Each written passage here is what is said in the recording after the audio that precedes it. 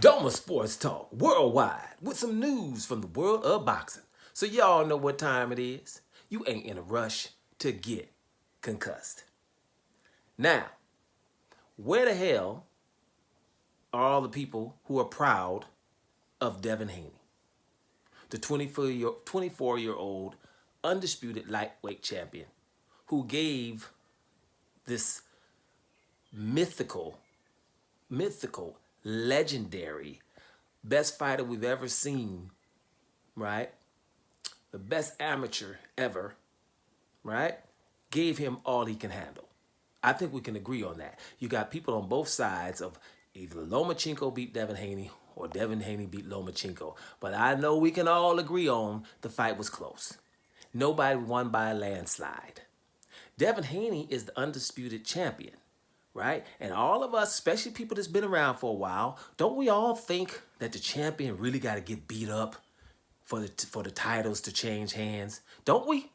Everybody that's been over a few decades knows damn well the champion, we like him to get beat up. We don't like a champion to get barely beat and then lose all the titles that he had to accumulate. We don't really like that. Where in the hell are all the people that are proud of this young guy who's got in here, handled his business against Lomachenko? Now, Lomachenko had a good fight, and I said it in my last video. Lomachenko did well too. I scored the fight, right? And I had Devin Haney winning the fight, right? But it was sure as hell close, right? But I'm not expecting Devin Haney to landslide no Lomachenko. Everybody was saying it's a 50-50 fight. That's what happened. It was a damn 50-50 fight. And I think any champion under those circumstances is supposed to keep the titles, right? Unless, he's knocked down and around, stumbled in two or three rounds. Who was hurt more often than who, right? We know, maybe round 10, Devin Haney was hurt, right? That's that one we remember. But we don't remember all the folding with the body shots 2 or 3 times. It's the same thing.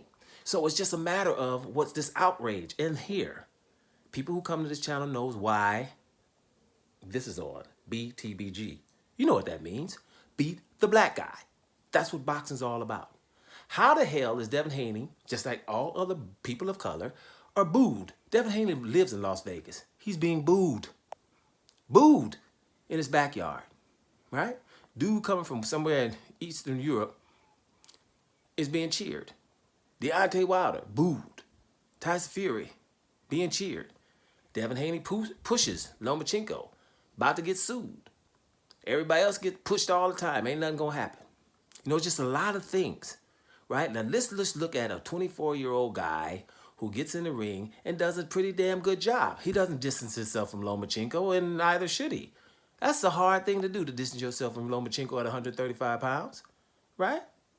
Been called big the whole week, how big he is. He ain't bigger than Jermaine Ortiz. He ain't bigger than Teofimo Lopez. He ain't bigger than Luke Campbell. He sure as hell ain't bigger than Nakatani. He ain't bigger than George Kambosos, right? And all them names missed weight before.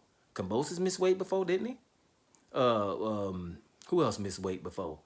Teofimo Lopez definitely missed weight before. Ryan Garcia, who I did mention, missed weight before. Right? They all missed weight before. Devin Haney never missed it. So it's about how big he is. He makes the weight, though. Discipline. Right? It's just so many things up against this guy. Devin Haney is a guy who's been wanting to fight him since he's 19 years old. And I'm thinking now, in retrospect, you pretty should be happy that he didn't fight Lomachenko at 19 years old, because he would have got his ass whooped. Right?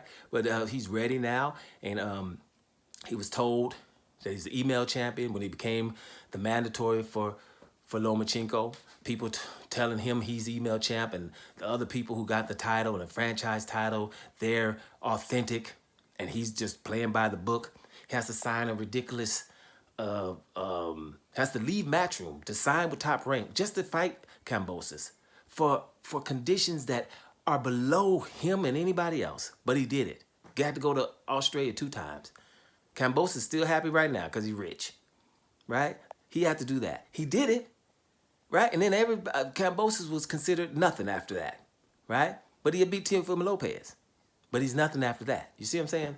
All these things he goes through, right? And he goes and he weathers these storms.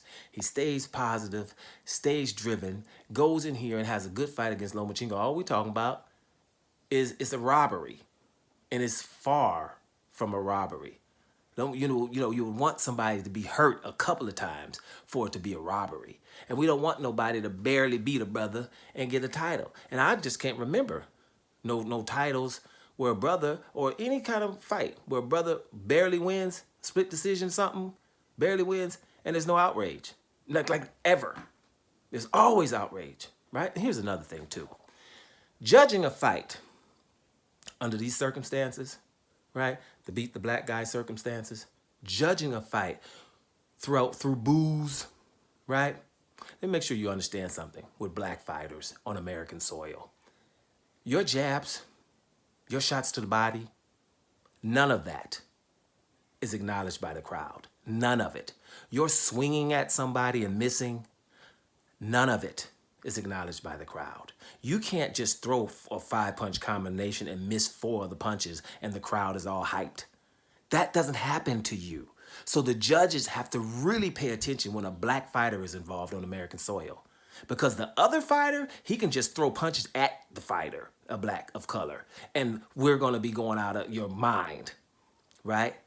And matter of fact, a fighter that's not of color, he can get, play some good defense, and they're going to be on, right? So it's very hard to judge fighters of color because nothing is going to be acknowledged. The only time a punch from a black fighter is acknowledged is when that one really, really hurt. Where the fighter probably got hurt or got hit real bad, because you're going to hear a little groaning, a ooh.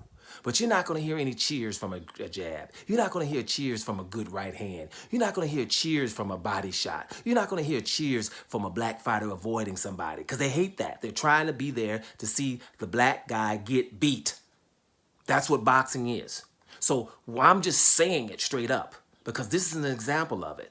We should be like, hey, the young guy messed around and won a legendary fight, right?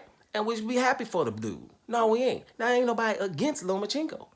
Lomachenko did a good job, but that damn it, you're a legend. You better have did a good job as if you supposed to be good as they say you are. You're supposed to be in this fight. That's what we're expecting, right? For a 50-50 fight, and somebody who's as good as Lomachenko was or is, right? So, that's what you're supposed to be doing. But you're supposed to be a little bit acknowledging what this young guy has accomplished. He was in a good fight with Lomachenko. He edged the fight, and as a champion, there's no doubt about it. So let's get off of the BTBG and just scroll out. Go back, watch the damn fight again if you have to, with no sound, so you don't hear the damn boos or the people that are ignoring those shots to the body, and watch how they hurt, right? They count too. The things that the brother did counts too, whether you like it or not. And this outrage is damn, it's artificial. Just stop with it. Just stop with it. Let Lomachenko go back and beat one of these dudes, Gervonta Davis or Shakur Stevenson, and then maybe there's a rematch coming up. Because at the end of the day, Lomachenko looked great in this fight. As far as I'm concerned, looked great. I just don't think he won it. And he didn't do enough for the belts to change hands, right? Period. And I've been talking about that for 40 years. That's it. Doma Sports Talk Worldwide. And I'm up out of here. And watch out for BTBG. Because it's real, y'all.